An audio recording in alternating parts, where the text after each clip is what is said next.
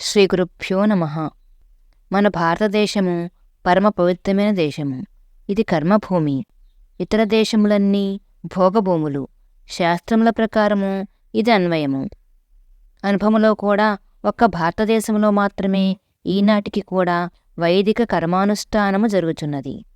ఇక్కడ 7 ముక్తిప్రదములైన క్షేత్రములు ఉన్నట్లు సంప్రదాయముగా చెప్పుకుంటున్నారు. అయోధ్య, మథుర, మాయా, కాశీ, కాంచీ, అవంతిక, పురీ, ద్వారవతి చైవ సప్తైతే మోక్షదాయకాః. అయోధ్యానగరము శ్రీరామావతారముచే పవిత్రమైనది. మధురానగరము శ్రీకృష్ణావతారముచే ప్రసిద్ధి పొందినది. మాయా అను దానిని ఇప్పుడు హరిద్వారమని పిలుస్తున్నారు. శ్రీహరిని పొందటానికది ద్వారమన్నమాట. కాశీనగరంలో చనిపోయిన వారికి శివుడు స్వయముగా శ్రీరామనామమును ఉపదేశించి ముక్తిని ఇస్తాడు. అవంతి అను నగరమును ఇప్పుడు ఉజ్జయిని అంటున్నారు. అది విక్రమార్కుని గాథలతో చరిత్ర ప్రసిద్ధి నొందిన మహాకాళికా క్షేత్రము. ద్వారకా నగరము శ్రీకృష్ణుని గాథలతో పెనవేసుకున్న చోటు. ఈ 7 క్షేత్రములలోనూ చనిపోయిన వారికి మరలా జన్మలేదు. అంటే వారు పుణ్యలోకములకు వెళ్ళి అక్కడ మరలా తపస్సు చేసి క్రమముక్తి పొందుతారు. తక్కిన 6 క్షేత్రములు ఎందుకు ముక్తిప్రదమో ఇప్పుడు వివరిస్తాను. కాంచీ అంటే మధ్యభాగము లేక ఓఢ్యాణము అని అర్థము. స్త్రీలు ఓఢ్యాణమును అంటే వడ్డాణమును శరీర మధ్యభాగములోనే కదా ధరిస్తారు. కాంచి దేనికి మధ్యభాగము?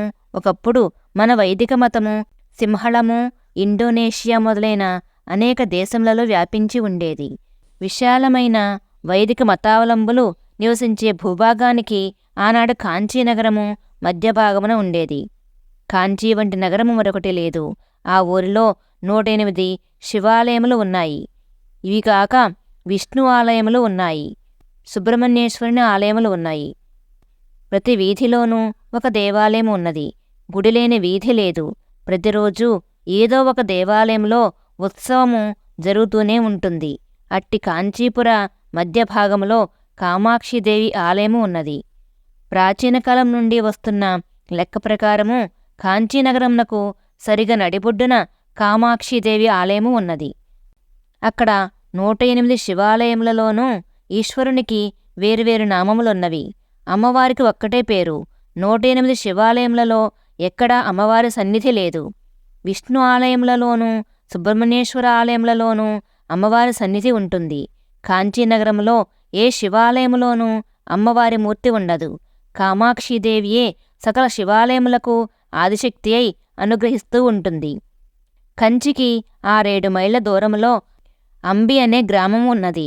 ఆ ఊరిలో శివాలయములో అమ్మవారి సన్నిధి ఉన్నది. కాంచీపుర సరిహద్దులకు బయట ఉన్నదని అర్థము. ప్రాచీన కాంచీనగరము ఇప్పటి అంబి గ్రామము వరకు వ్యాపించి ఉండేది.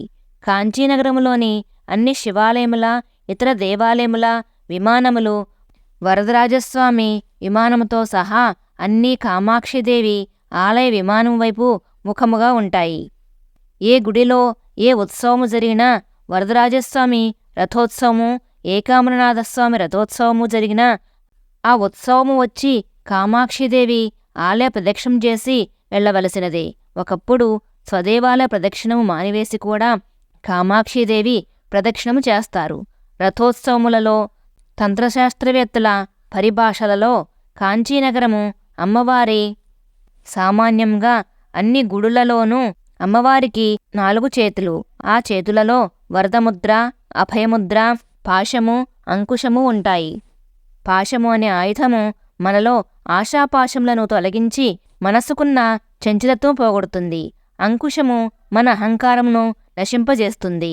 అభయముద్ర కష్టములలో ఉన్నవారికి భీతి లేకుండా చేయగా, వరదముద్ర కోరిన వరాలను ఇస్తుంది. కొన్ని గ్రామములలో అమ్మవారికి 2 చేతులే ఉండి వరదాభయముద్రలు ఉండును. కామాక్షిదేవి కూడా చతుర్భుజయే. కుడివైపు కింది చేతిలో పంచపుష్పబాణములు, కుడివైపు పై చేతిలో పాశము, ఎడమవైపు కింది చేతిలో ధనుస్సు, ఎడమవైపు పై చేతిలో అంకుశము ఉన్నాయి. వరదాభయముద్రలు లేవు.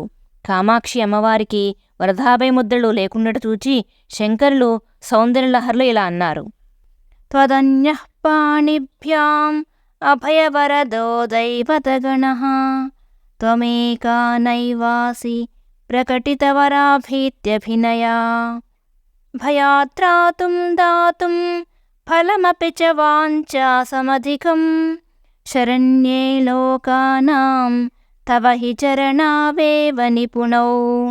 అమ్మా, నీకన్నా ఇతరులైన దేవతలు అభయ వరదముద్రలు ధరించి ఉన్నారు. నీవు మాత్రము వరదాభయముద్రలు ప్రకటించుటలేదు. ఎందుకంటే భయము నుండి రక్షించుటకు వరములను ఇచ్చుటకు నీ పాదములే సమర్థములై, వాంఛా సమధికం అంటే కోరిన దానికన్నా అమ్మవారు ఎక్కువ ఫలమును వరములను ఇచ్చునని భావము, అనగా మోక్షమును కూడా ఇచ్చునని భావము. అమ్మవారి చతుర్భుజములలోని ఆయుధములను లలితా సహస్రనామములలో వివరించి చెప్పారు. అమ్మవారి మూర్తిలో ఒక్కొక్క భాగమును ధ్యానము చేస్తే ఒక్కొక్క సిద్ధి వస్తుంది. పంచబాణములను ధ్యానము చేస్తే ఆశాపాశము విడిపోతుంది. దేవతామూర్తుల విగ్రహములలో, వాహనములలో, ఆయుధములో, ముద్రలలో తంత్రశాస్త్ర సంకేతములు ఇమిడి ఉన్నవి. మిగిలిన క్షేత్రములు రామకృష్ణాదుల వలన పవిత్రములైనవి. కాంచీనగరము అమ్మవారి చరణముల వలన మోక్షక్షేత్రమైనది. శంకర్లు కాంచీక్షేత్రంలోనే సిద్ధి పొందారని సంప్రదాయ సిద్ధమగు చరిత్ర. కామాక్షి ఆలయంలో ఆ తల్లికి వెనుక భాగమున శంకరుల విగ్రహములున్నవి. జయ జయ శంకర హర హర శంకర.